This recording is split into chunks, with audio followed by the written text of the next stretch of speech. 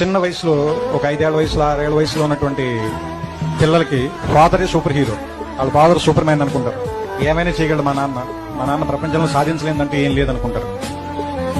వాడు స్కూల్కి వెళ్ళి వాడికి ఒక 10 ఏళ్ళు అంత వచ్చిన తర్వాత ఇంకా వేరే వాళ్ళు ఇంకా డబ్బున్న వాళ్ళ ఫాదర్లని లేదా ఇంకా బాగా పెద్ద పెద్ద కార్లు ఉన్న వాళ్ళని వెళ్ళి చూసిన తర్వాత మా నాన్న అంత గొప్పడు కాదు, మళ్ళీ మా నాన్నకంటే గొప్పలు కూడా ఇంకా చాలా మంది ఉన్నారేమో అనిపిస్తుంది. అదే ఒక 15 ఏళ్ళు దాటి 18 ఏళ్ళు అవి వస్తున్నప్పుడు నాన్న సిగరెట్ కాల్చదురా లేదా బాగా చదువుకోరా, రాత్రిపూట ఇడ్లీకి ఇంటికి రారా, ఇలాంటివన్నీ చెప్పినప్పుడు మా నాన్న ఏంటి బాగా నచ్చదొబ్బుతున్నాడు, చేదస్తాం అనుకుంటాను, మా నాన్నకి సరిగ్గా తెలియదు అనుకుంటా బతకటం, అందుకని ఇలా అయిపోయాడు అనుకుంటాను.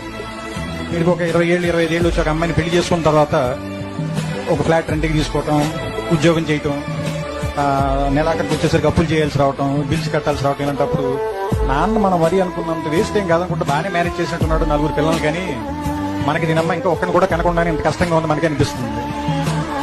ఆ తర్వాత ఒక 35-40 దాటిన తర్వాత పిల్లలు కొంచెం పెద్దవాళ్ళు అవుతుంటే స్కూల్ ఫీజులు, రికమెండేషన్లు, ఆ తర్వాత వాళ్ళకి ఏదైనా ఒంట్లో బాగున్నప్పుడు రాత్రిపూట హాస్పిటల్కి పరిగెత్తటాలు, ఏదైనా ఒక కష్టం వస్తే డబ్బుల కోసం ఎత్తుక్కోవటాలు, ఇలాంటప్పుడు నాన్న గుర్తుంచి కళ్ళలో నీళ్ళు వస్తాయి.